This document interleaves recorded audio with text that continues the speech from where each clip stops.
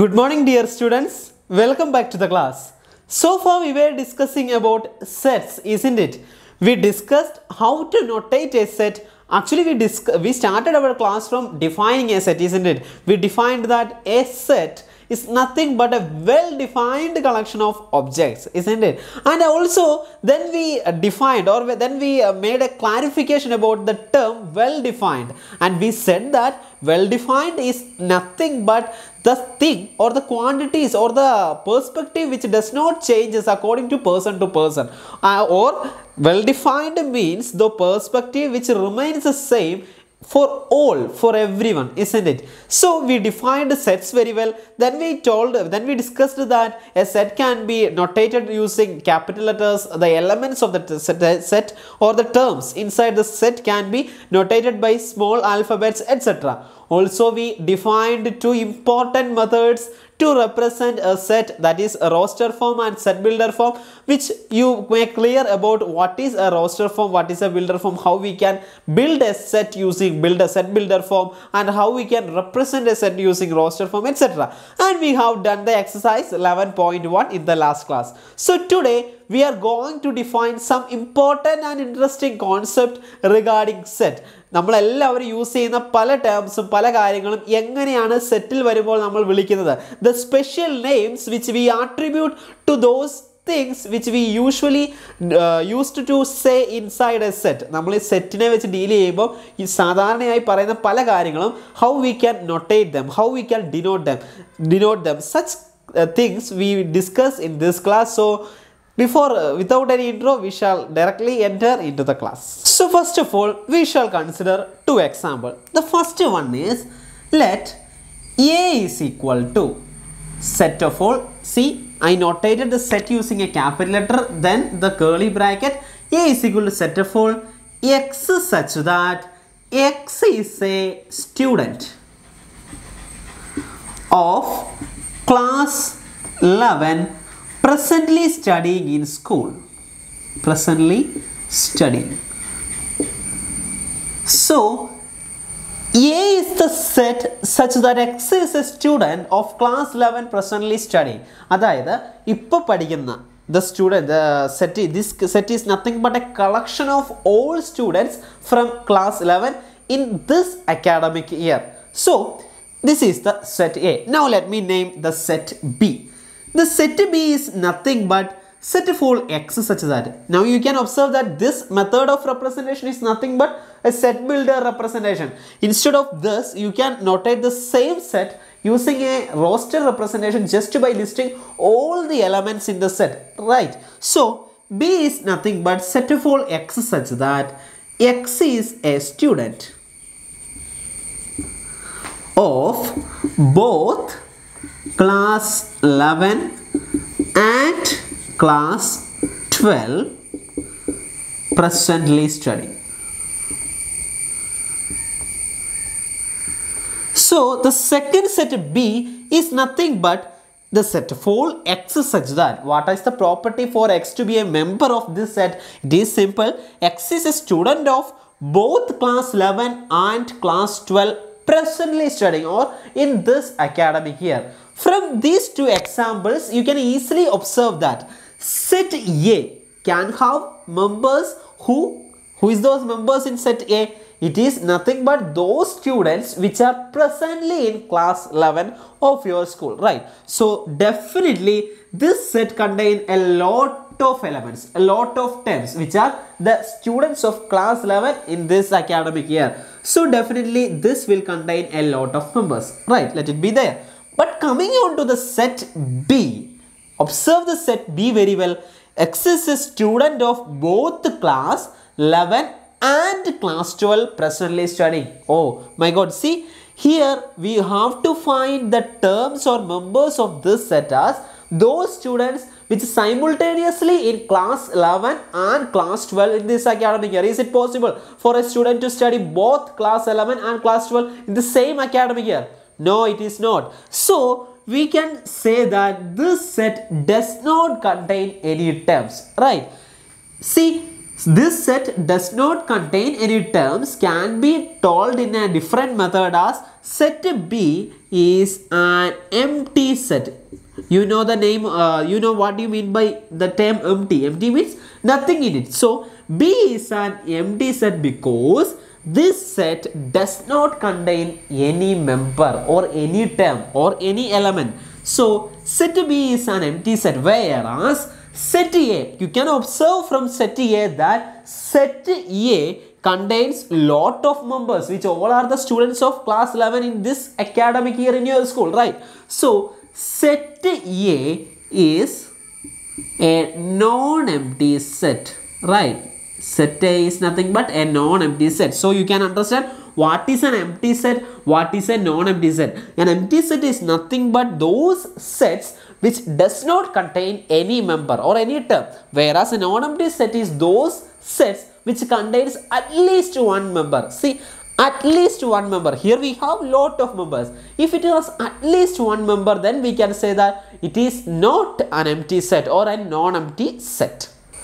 So formally, an empty set can be defined as an empty set is nothing but a set which does not contain any element in it, because those set which contain at least one element can be called as a non-empty set. See, whenever the set, whatever be the set, if it contains at least one element, then we can definitely call it as a non-empty set, whereas those set and all those set which contains no element in it, then it can be called as an empty set. Also, we notate an empty set by the letter phi. You can read this letter as phi, and phi means an empty set. And by this notation also we can denote empty set, a set which does not contain any element, only bracket. See, only curly bracket, it does not contain any element. This is also a notation to denote an empty set. Then just observe that these two are the only notations which is possible to give for empty set. Suppose that you are given with a set like this, then this is not an empty set. This is a set with an element phi in it. Always remember this. This phi means an empty set and this means an empty set. But this one means the set which contains phi as an element in it. See, phi is a letter, so phi is an element in it, just like a set A, the set 2. In all these notations, A is an element in this set, 2 is an element in this set. Similarly, phi is an element in this set. It is a non-empty set. But whereas these two notations stands for empty sets, whereas this notation does not stand for an empty set. This stands for the set which has the element phi in it, the set which has the element A in it, the set which has the element 2 in it, just like that. So these two notations are the basic notation to denote an empty set. Okay, now coming on to the examples. First example is set A. We denoted the set as A. It is in the set builder form, x such that 1 less than x less than 2. This is the first property, and x is a natural number. We have to find those elements in the set which satisfy these two properties, 1 less than x less than 2. We know that there are lot of real numbers in between, a lot of real numbers in between, infinitely many, in precise, the infinitely many real numbers in between 1 and 2. So x is a number in between 1 and 2. But there is another restriction.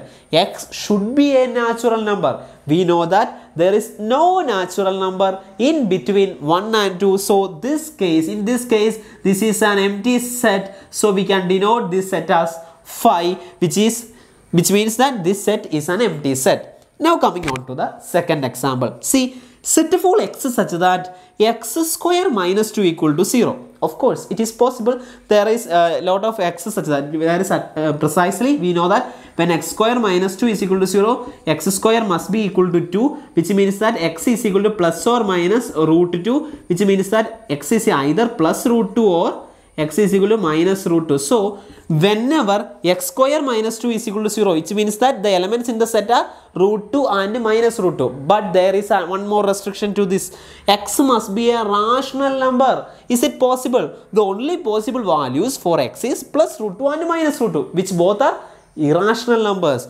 But this restriction shows that x must be a rational number. It is not a possible case. So there is no x which satisfies these two properties simultaneously. So we can also denote this set as a null set, or we can denote it as by the letter phi. Now coming on to the third example, x such that, see, in all the examples we denote the x by capital letters and the terms in it by small letter x.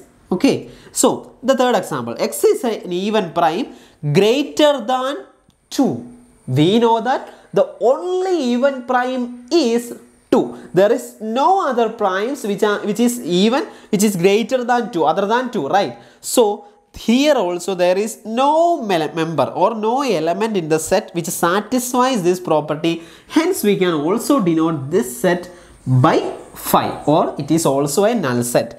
Now coming on to the last example, it is set of all x such that x square equal to 4. Okay, x square equal to 4 means x is equal to plus or minus 4, which means plus 2 or minus 2, right? So the elements in the set are either plus 2 or minus 2. But the second restriction is, see, x is odd, but here x is even. So the possible elements in the set are no one, right? So there is no element in the set which satisfy x square equal to 4 and x is odd together simultaneously. So we can denote this set by the notation null set or by phi. Actually this is precisely like this. So curly bracket. So these four sets are basically 4 examples to denote the phi or the null set. That is, these 4 sets are examples for null sets. There are lot of null sets just like this. You can generate a load of null sets just by giving them properties which is not possibly satisfied by the elements in the set. So that's it, the null set and the notation to denote the null set and the basic definition of a null set or an empty set. Okay, sorry, I pronounced as null set. Empty set can be also named as null set.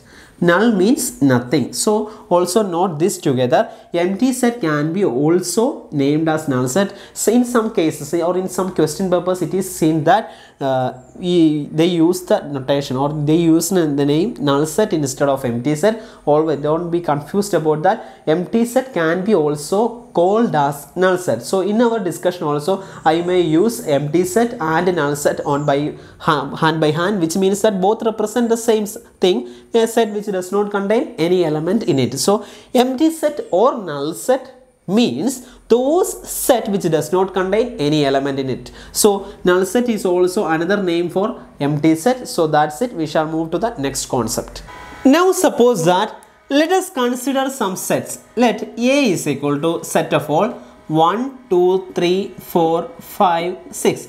Let this be our set A, and let B is equal to set of all A, E, I, O, U. Let this be our set B, and let C is equal to set of all X such that X is a man living in our world. Okay, and let D is equal to set of all X such that X is a natural number. Okay, and let E is equal to set of all X such that X is an integer. Okay, so this is our 5 sets. So what I am going to say is about the number of elements in this set. See, in the first set we can easily observe that it contains 6 elements, right? And in the second set we can easily observe that it contains 5 elements, and in the third set it is a bit difficult for us to say how many men living in the entire world, right?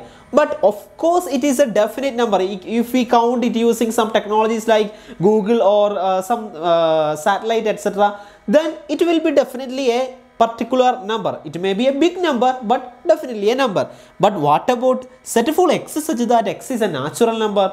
We know that infinite amount of natural numbers are there. So we know that this set is not number of elements in this set is not a particular number. Similarly, what about the set full x such that x is an integer? Of course, it also contains a very big amount of elements in it. So we cannot say it is a particular number as the number of elements in it. It contains huge number of elements, maybe infinitely many number of elements in this set also. So what I am going to say is about finite sets and infinite set. Finite set and infinite set. Before that, we shall denote the number of elements in the set S by n of S. Then number of elements in the set A is nothing but n of A. Number of elements in the set B is nothing but n of B. And S is an arbitrary set. Say number of elements in the set S is denoted as n of S, which means that the set S contains a particular number of elements. The n of S means the number of elements in that particular set S. So we can easily observe from here that n of A is nothing but 6 and n of B is nothing but 5. N of C, it is a bit difficult to count all the men in the entire world, but definitely a particular number, so a definite number. It will be a definite number. But n of D, we know that there is infinitely many natural numbers, so we can denote it as infinity. Similarly, n of E, it is also number of elements in the set E is also infinite number of elements in it, so we can denote it as n of E is equal to infinity. Similarly, n of S means n of S equal to number of elements. Number of elements in the set S. So whatever be the set S, n of S will denote the number of elements in the set S. For example, we can denote A, B, C, D, E like this. Then n of A means 6, n of B means 5, n of C means a definite number. We don't know what is that number, but it will be a definite number. N of D is equal to infinity, but because there is infinitely many amount of elements in this set. Similarly, n of E is also infinity. Hence, we can formally define finite set and infinite set like this. A set which contains a definite number of elements is called a finite set. So, always remember that a set which contains a definite number of elements. So, it can be an empty set also. So, an empty set is also a finite set, because it contains a definite number of elements. 0 is the number of elements in an empty set, which is a definite number. So, a set which contains a definite number of elements is called a finite set. Otherwise, it is called an infinite set. So, if the number of elements in a set is not finite or not a definite number, then we can definitely say it as an infinite set. We shall check the examples for it. Let W be the set X such that X is a day in a week. So, in roster form, we can write it as Monday, Tuesday, Wednesday, Thursday, Friday, Saturday and Sunday. Right. So, this is the set builder form and this is the roster form. From roster form itself, we can identify that there is 7 elements in this set, which means that n of A is equal to 7, which is a definite number. So, it is a finite set. So, this is a finite set. Now, coming on to the second example. Let S be the set of solutions of the equation x square minus 16 is equal to 0. We know that x square minus 16 equal to 0, which means that x square is equal to 16. See, it is the set of solutions of the equation. So, we are going to find the solutions. So, x is equal to plus or minus 4. So, x is equal to plus 4 or x is equal to minus 4. So, the set of solutions of the equation x square minus 16. നമുക്ക് s നെ roster formula എഴുതിയാൽ എന്ത് വരും? 4 minus 4, which means that n of s is equal to 2. Therefore, s is a finite set. Isn't it? the number of elements is a definite number, so we can define S as a finite set. Now coming on to the third example, let G be the set of points on a line. See, the set of points on a line, which means that it is infinite. We know that in a line we can find infinitely many points on the line. So definitely this set is infinite set, isn't it? So that's it. A finite set contains a definite number of elements, whereas an infinite set contains a non-definite, that means infinite number of elements. We know that when we represent set in a roster form, we denote all the elements of the set inside this bracket, right? Like 1, 2, 3, 4, 5 is the set of all natural numbers which is less than 6, and we return it in the roster form like this. But when we deal with infinite set, that is the number of elements is not a definite number, it is infinitely many numbers in it. So when we represent the infinite set using a roster form, we usually denote it like this. We put the bracket like this, then 1, 2, 3, etc. Which means that this is an infinite set of natural numbers. This contains infinitely many elements in it. Similarly, set etc.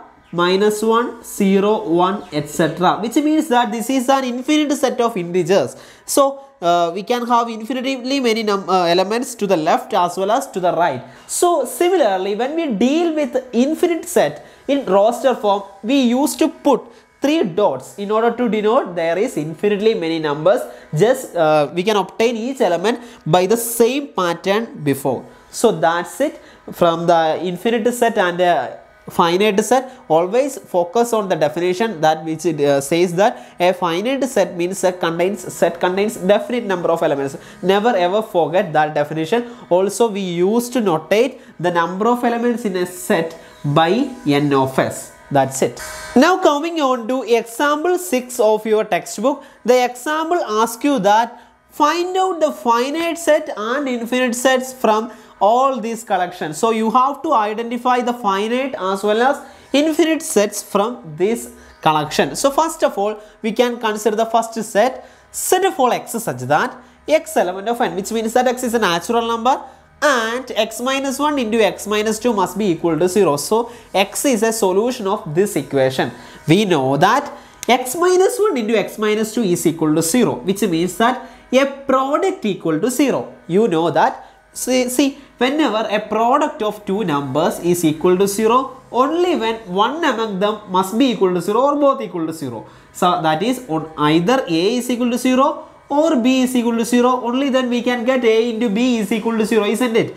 That is, we have to find the solution of this equation, which means that either x minus 1 is equal to 0 or x minus 2 is equal to 0, which implies either x is equal to 1 or x is equal to 2. So the elements in the the first set is nothing but 1 and 2, which means that n of s is equal to 2 here. Therefore, this is a finite set, isn't it?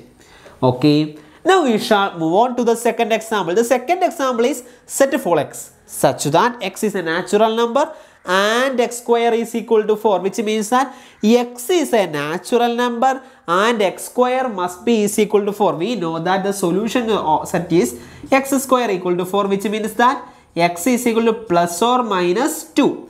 But x must be a natural number too. Therefore, minus 2 is not admissible. Therefore, the only element here is plus 2. See, x must be a natural number and x square equal to 4. The only number satisfies these two properties is plus 2, because minus 2 cannot be considered as a natural number. Therefore, the number of elements in this set is nothing but 1. Therefore, it is a finite set, isn't it?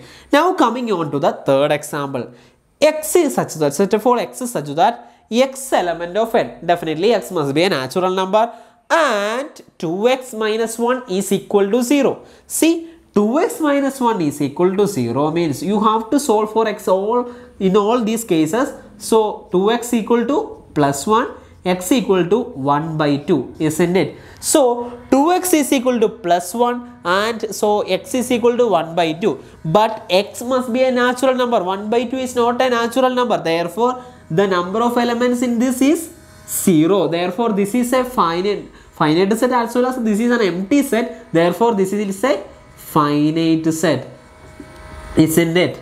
Now, coming on to the fourth example. Set for x such that x must be a natural number. Okay, x is a prime number. You know that there is infinitely many prime numbers. So, definitely this set is nothing but infinite set, isn't it? Okay.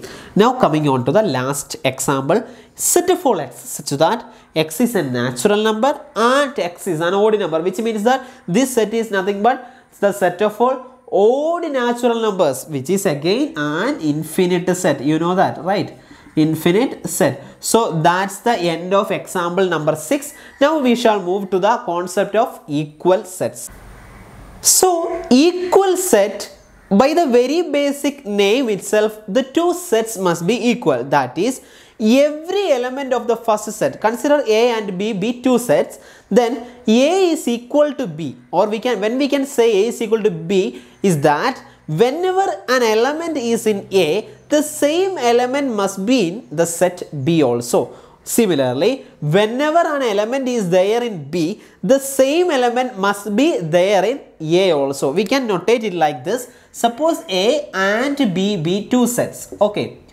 Now, suppose that A element of A, then A must be element of B. Similarly, if B element of capital B, then B must be element of A. That is, whenever a member is element of the first set, it must be the member of the second set also. Similarly, whenever an element is there in the second set, it must be there in the first set also. Then only we can say that the two sets are equal. Now we shall define equal set formally as two sets A and B are said to be equal if they have exactly the same elements, which means that whenever an element is there in A, the same element must be an element of the set B. Similarly, whenever an element is in B, the same element must be an element of the set A, and then we write it as A is equal to B.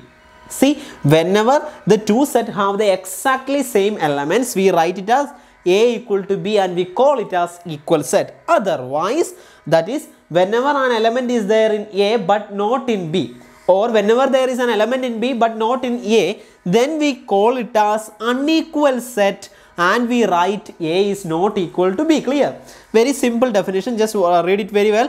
Whenever two sets have exactly the same elements, we call it as equal set, and whenever there is an element in A which is not in B, or whenever there is an element in B which is not in A, we call it as unequal set. For example, let A is equal to 1, 2, 3, 4 and B is equal to 3, 1, 4, 2. See, here we have the same elements in both sets unless they have the different order, but the elements in both the set are exactly the same. So we can write here A is equal to B. Similarly, suppose that x is a prime number less than 6. In roster form, which are the prime numbers less than 6? 2, 3, 5, isn't it? And suppose that x is a prime factor of 30. It is in the roster form also 2, 3, 5. We know that the prime factors of 30 can be evaluated by 30 by 2, first prime number, which will result in 15, again by 3, which will result in 5. So 2, 3, 5 are the prime factors of 30. So similarly, here also A and B have exactly the same elements. So we can write A is equal to B. Note that a set does not change if one or more elements of the set are repeated, which means that suppose that A is equal to 1, 2, 3 and B is equal to 1, 2, 3, 1, 2, 3, 1, 1, etc. See, here the same elements are repeated, which does not make any change for the set A, because a set means the set of all well-defined collection of distinct objects. So no need to repeat the elements again and again. It is only required that just list them at least one time. So the set A and the set B means exactly the same, because here in the set B we just repeated some terms in the set A which does not make any change. So this is exactly the set A. So we shall move on to example number 7. From example 7, we have to find out the pairs of equal set from this entire collection. So we have provided with 5 set, we have to find the equal set. So A is equal to singleton set 0. Now coming on to B. B is a set of all x such that x greater than 15 and x less than 5. Which means that x must be a number which is greater than 15 as well as less than 5. Which is null set, because there is no such x exist. Okay. Now coming on to the third set.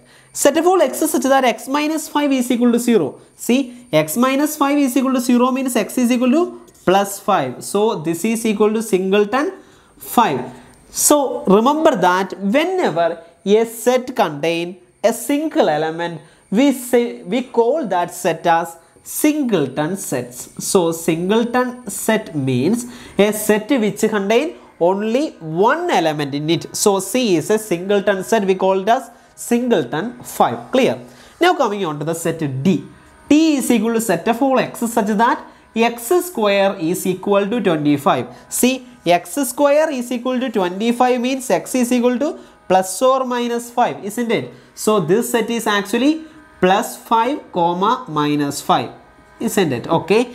Now coming on to the last equation. Set of all x such that x is an integral positive root of the equation x square minus 2x minus 15 is equal to 0. In order to find the elements of E, we have to solve this equation. We shall solve it out. So minus b plus or minus square root of b square minus 4ac. So 4 into minus 15. So minus into minus is become plus. So 15 divided by 2. Isn't it? It is equal to 2 plus or minus square root of 4 plus 4 into 15 is nothing but 60 divided by 2. It is equal to 2 plus or minus root 64 by 2. It is equal to 2 plus or minus 8 by 2. Isn't it? So the answers are 10 by 2 5 and 2 minus 8 minus 6 by 2. See, the required condition is x must be an integral positive root. The only integral positive root here is 5. Therefore, E will be a singleton set 5.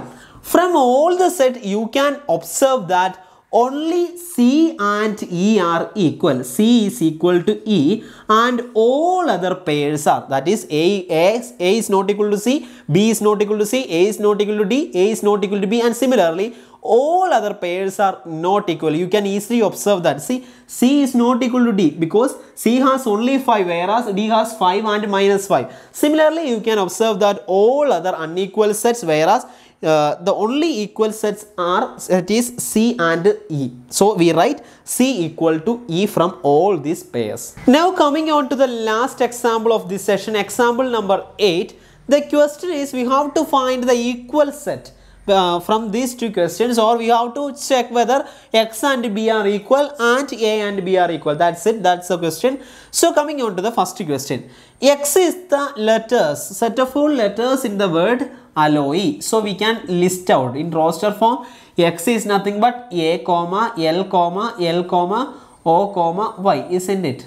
Okay. Now B is the set of all letters in the word loyal. So we can list the words as letters as L, O, Y, A, L.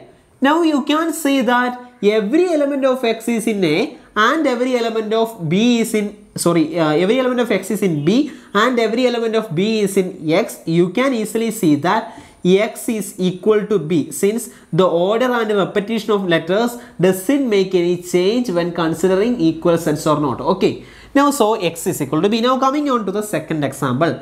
Set of all n such that n element of Z, which means that n is an integer and n square less than 4. So we have to list all integers which are whose squares are less than 4. We know that minus 2 less than or equal to 4. So minus 2 square is 4. So minus 2 is an element of the set.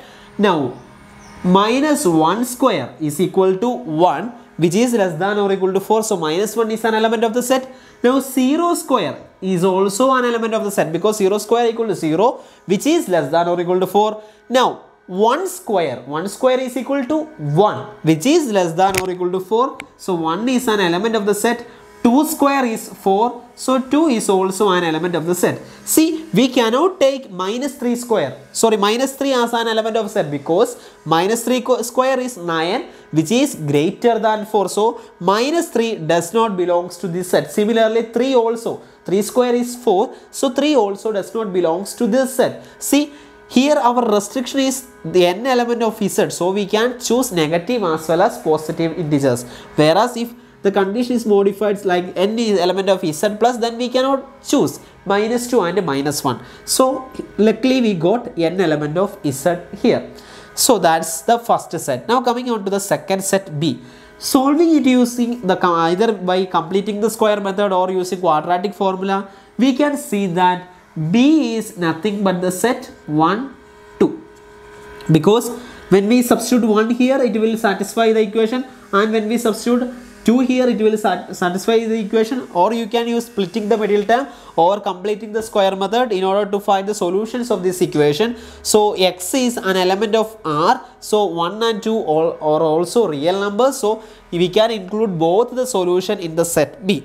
Now observe that minus 2 is an element of the set A but not in the set B. So we can definitely say that A not is equal to B. So that's the end of today's session. I hope you understood all the concepts regarding finite set, infinite set, number of elements in a set, equal set, etc., empty set, etc. So I hope you understood these concepts very clearly. If you have any doubt, you can ask me personally so that you can have a clear understanding of this concept. And before today next class, please rewind this session well, because this session is very important and acts as the basic of coming sessions. So till then, bye bye.